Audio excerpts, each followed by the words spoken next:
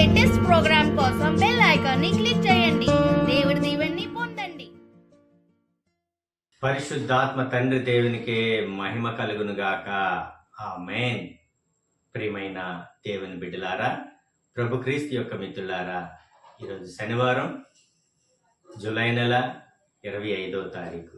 యేసయ్య ఈరోజు మనందరితో మాట్లాడుతున్నారు. పునీత మత్తయ్య గారు రాసిన శుభవార్త నుండి 20వ అధ్యాయము వచనములు 20 నుండి 28 వరకు. సేవాభావము. అంతటా జబదయి కుమారుల తల్లి తన కుమారులతో యేసు వద్దకు వచ్చి మోకరించి ఒక మనవి చేయబోగా, నీ కోరిక ఏమి అని యేసు ఆమెను అడిగెను. అందుకు ఆమె, నీ రాజ్యములో నా 2 కుమారుల్లో ఒకడు నీ కుడివైపున ఒకడు నీ ఎడమ వైపున కూర్చుండ సెలవిమ్ము అని మనవి చేశాను. అందులకు యేసు, మీరు కోరినదేమో మీరు ఎరుగరు. నేను పానము చేయ పాత్ర నుండి మీరు పానము చేయగలరా అని పలుకగా, చేయగలము అని వారిరువురును సమాధానమిచ్చారు. అందుకు యేసు, మీరు నా పాత్ర నుండి పానము చేసెదరు, కానీ నా కుడి ఎడమల కూర్చుండబెట్టినది నేను కాదు, నా తండ్రి ఏర్పరిచిన వారికే అది లభించును అనెను. తక్కిన 10 శిష్యులు దీనిని వినినప్పుడు ఆ 2 సహోదరులపై కోప్పడిరి. యేసు శిష్యులను కూడబిలిచి వారితో ఇట్లనెను, ఈ లోకమున పాలకులు ప్రజలను నిరంకుశముగా పరిపాలించుచున్నారు. పెద్దలు వారిపై అధికారం చలాయించుచున్నారు. ఇది మీకు తెలియను కదా. కానీ మీరు ఇట్లుండరాదు. మీలో ఎవడైనా గొప్పవాడు కాదలిచినా అతడు మీకు సేవకుడిగా ఉండవలేను. మరియు మీలో ఎవడైనా ప్రథముడు కాదలిచినా అతడు మీకు దాసుడై ఉండవలేను. అట్లే మనిషి కుమారుడు సేవించుటకే గాని సేవింపబడుటకు రాలేదు.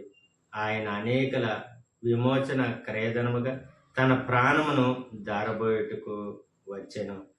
ఇది ప్రభువైన క్రీస్తుని యొక్క వాక్కు. క్రీస్తు ప్రభువా, మీకు స్తుతి మహిమ కలుగును గాక. ఆమేన్. తండ్రి వందనం, యేసయ్యా వందనం, పరిశుద్ధాత్మ దేవా వందనం. Praise the lord. హల్లెలూయా.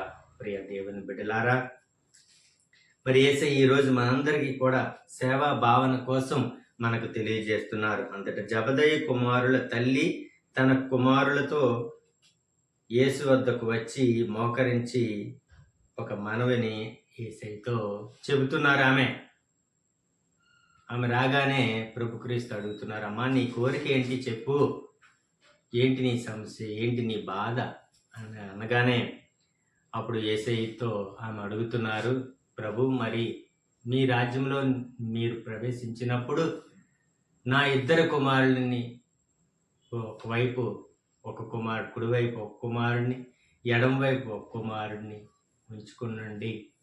మీ కుడి ఎడమల నా కుమారులు ఉండేటట్లు చూడండి అని ఆ తల్లి తన కుమారుల మీద ఉన్న ప్రేమను ప్రభు క్రీస్తుకు వ్యక్తపరుస్తున్నారు.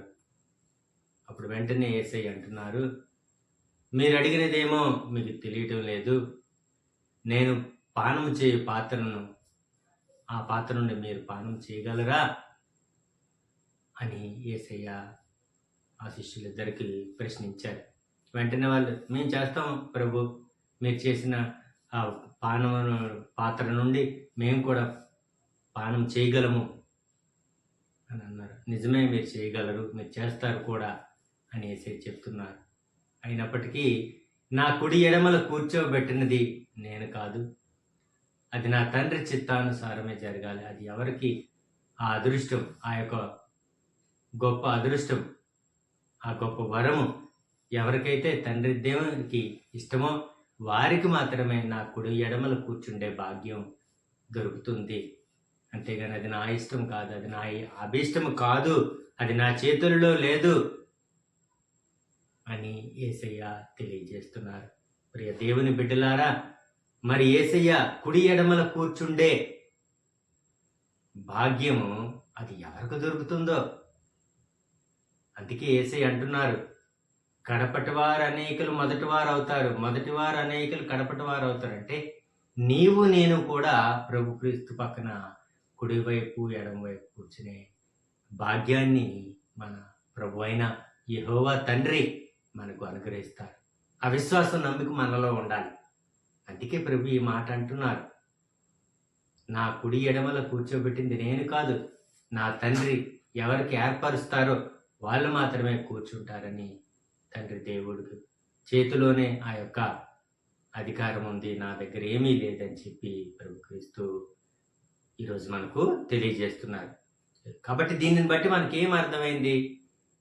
తండ్రి దేవునికి ప్రియమైన బిడ్డగా నువ్వు కానీ జీవిస్తే నీవే ఆయన కుడి ప్రక్కన కూర్చోవచ్చు, నీవే ఆయన ఎడమ పక్కన కూర్చోవచ్చు. ఆ కుడి ఎడమల ప్రభు క్రీస్తు యొక్క కుడి ఎడమల ప్లేస్ అలా ఖాళీ ఉంది. అది ఎవరికిస్తారో తండ్రి దేవుడు, అబ్రహాము దేవుడు నీకేనే ఇవ్వచ్చు, నాకేనే ఇవ్వచ్చు. ఆమేన్. ఆ గొప్ప అదృష్టం మనకు రావాలని ప్రార్థన చేసుకుందాం. తండ్రి దేవుడు దీవెనలు పొందుకుందాం.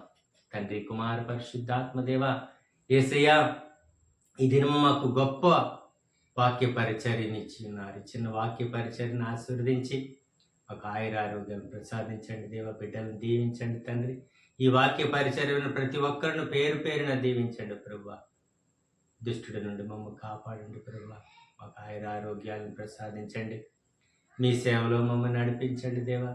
సైతాను బారిన, దుష్టుల బారిన, శత్రువుల బారిన ప్రతి క్షణం మమ్మల్ని కాచి కాపాడమని ఈ మనవులన్నీ కూడా మా నాదుడు మీకే కుమారుడైన నజరుడైన యేసు నామములో మమ్ము ఫలింపచేయమని బ్రతిమాలుతున్నాం అప్పా తండ్రి. Amen, amen, amen. God bless you. దేవుడు మిమ్మల్ని దీవించును గాక. ఆమేన్.